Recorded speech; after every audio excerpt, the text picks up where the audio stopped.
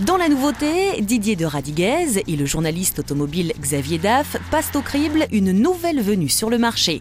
Cette fois-ci, c'est une voiture de luxe aux allures de limousine, la Porsche Panamera Turbo. Pour la concurrencer, Didier a amené la BMW 7, pas mal non plus. Xavier, je suis venu avec la série 7 de BMW. Un standard des limousines, le même segment que la Panamera. Eh bien oui, c'est la première incursion de Porsche dans le segment des limousines haut de gamme, je dirais, tout simplement parce que c'est la première berline Porsche 5 portes, tout simplement. Et donc elle affronte, c'est vrai, vous l'avez dit, la BMW série 7, mais aussi, pourquoi pas, la Mercedes classe S ou la Maserati quattroportée, par exemple. Berline limousine sportive. Oui, effectivement, donc on voit par rapport à la série 7, elle est beaucoup plus basse, elle est très large. La parenté Porsche est évidente quand on la voit de face, une ceinture de caisse très très plate comme ça. 911. Ça fait un peu penser à 911. Il y a certains qui disent que c'est une grosse 911. Ce n'est pas tout à fait vrai parce qu'il faut quand même rappeler que la Panamera, elle a un V8 et un V8 à l'avant. La 911, comme chacun sait, elle a son flat 6 derrière, donc rien à voir. Ouais. Mais sinon, en matière de style, c'est vrai que la matière, les liens de parenté sont assez évidents. On parlait des feux avant. On remarque aussi cette ceinture de caisse complètement typique avec ses ailes arrière très marquées, très 911 finalement, et l'arrière plutôt court par rapport au reste de la voiture. Donc, ils ont vraiment voulu faire une espèce de 911. Un peu plus court que la série 7. Oui, elle est plus compacte qu'une série 7, effectivement. Et alors, l'intérieur, il manque pas de place. C'est un peu plus compact que dans une série 7. On voit aussi que c'est deux sièges séparés par une énorme console centrale. Donc voilà, c'est une stricte 4 places, mais 4 places très confortables. 4 personnes peuvent vraiment voyager dans de très bonnes conditions. Le coffre ? Alors ça, c'est la grande spécificité de la Panamera. C'est la seule berline haut de gamme avec 5 portes, puisqu'on a ici un véritable haillon qui donne accès à un vrai coffre, on peut le dire. Ce bouton-là, c'est quoi? Le petit bouton vous fait la surprise. Voilà, c'est pour sortir le crochet de remorquage escamotable électriquement. Pour mon bateau? Pour le bateau, pour les chevaux, tout ce que vous voulez. Ah, c'est magnifique. Voilà. Il n'y a plus qu'à l'essayer. Donc c'est là, ça j'adore aussi. Ça c'est par étapes. Et à gauche directement. Allez, on y va. C'est parti.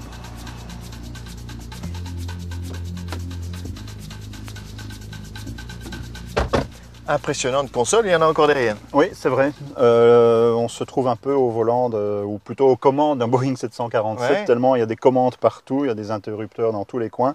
En étant sportif. Oui, effectivement. Heureusement, les consoles, ou en tout cas les commandes, sont regroupées par fonction. Donc ici, on a tout ce qui est suspension, on a tout ce qui est chauffage, ventilation. Et sur le petit écran, navigation et système audio. Donc finalement, il y a quand même une certaine logique et heureusement, on trouve relativement vite ces marques malgré la multiplication des différents boutons et commandes. Mais cela dit, on est assis très bas comme dans une 911, quelque part.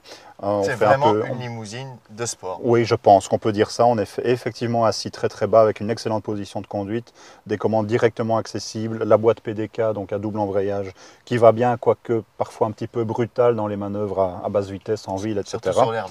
Oui, effectivement, on l'a vu. Mais s'il est très dur de rouler, je dirais, à très basse vitesse sans à-coups, contrairement à ce qui se passe avec une boîte automatique traditionnelle, je dirais. Les suspensions, donc sportifs aussi au niveau des suspensions. Oui, effectivement. Donc ici, on a une suspension pilotée qui s'adapte automatiquement au style de conduite, donc qui est forcément confortable quand on veut rouler lentement ou se promener, mais qui se raffermit, je dirais, au fur et à mesure que le rythme de conduite augmente pour offrir plus de précision et de vivacité au conducteur qui, pour une fois, dans une limousine, est généralement assis derrière et il laisse conduire son chauffeur. Ou alors le chauffeur a de la chance. Ou alors le chauffeur a de la chance, effectivement.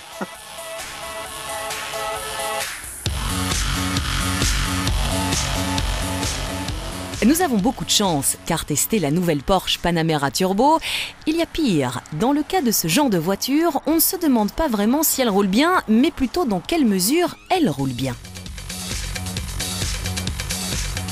Alors Xavier, une limousine avec laquelle on a plaisir à parler performance. Il s'agit d'une Porsche, donc il fallait forcément que le niveau de performance réponde présent. Il n'y a pas de danger ici, c'est un V8, 4 litres 8, injection directe, biturbo, 500 chevaux, 700 Nm, le 0 à 200 km/h en à peine 13 secondes. Donc je crois qu'il n'y a pas lieu de s'en faire à ce niveau-là. Tenue de route, on l'a senti, c'est sportif aussi. C'est sportif, hein, effectivement. Donc heureusement, il y a 4 roues motrices en permanence pour faire passer tout ce potentiel à la route. Je crois que c'est heureux, effectivement.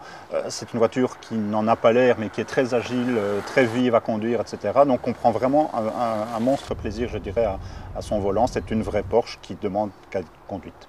Et on peut parler éco un peu? On est obligé? Un tout petit peu. Bon, allez. Bon, c'est vrai que la consommation peut vite devenir assez astronomique, hein. Si on roule un peu fort, il faut vite tabler sur une vingtaine de litres au 100. En roulant, normal. Oui, mais bon, en roulant, je dirais classiquement, en respectant les limitations, on peut carrément descendre à 11-12. Donc ça devient tout à fait raisonnable compte tenu des 500 chevaux et des 2 tonnes que pèse quand même la voiture. Puis tant qu'on y est, on va parler prix. Allons-y. Ben, ça commence à peu près à 138 000 €. Le problème chez Porsche, c'est le début. Hein. C'est le début, la version de base, si je peux dire. Le problème chez Porsche, c'est que tout se monnaie en plus. Donc dès qu'on veut un petit équipement supplémentaire, une petite personnalisation, il faut passer au portefeuille. L'attache-remorque peut-être? L'attache-remorque escamotable, effectivement, ben, c'est une option. Une option pas donnée, mais bon, pourquoi pas, hein, pour, vous le disiez, pour tirer son bateau ou ses chevaux. Voilà. Mais tout est possible. On peut tout est possible, il y a un degré de demander, il y a un menu. Voilà, il y a un menu incroyable, une liste d'options, mais sidérante. Le problème, c'est que les prix de ces options sont pour la plupart aussi sidérants. La Porsche Panamera, analysée dans cette émission, est la version turbo. Elle est disponible dès 138 666 €. Sa consommation moyenne atteint 12 litres d'eau, ce qui correspond à une émission de CO2 de 286 grammes par kilomètre. La taxe de circulation annuelle de la Panamera Turbo s'élève à 2 083,75 €. En guise de conclusion, Xavier? Ben, je dirais que Porsche a sans doute mis un peu de temps avant de s'immiscer dans ce segment des berlines luxueuses, des limousines disons. Mais ils ont pris le temps, pourquoi? D'abord il fallait un peu observer ce qui se passait ailleurs et ils ont voulu aussi développer une voiture qui était en conformité avec leur ADN, qui est la sportivité, donc ils ne voulaient pas passer à côté de ça. Donc ici ils ont développé une Panamera qui peut être par certains aspects extrêmement sportive, donc la mission accomplie, mais qui peut dans le même temps permettre à 4 occupants de voyager très confortablement et donc l'autre partie de la mission est remplie en l'occurrence. Et un crochet pour mon bateau. Ah, ça, évidemment. Ah, voilà un bateau. Quelle coïncidence!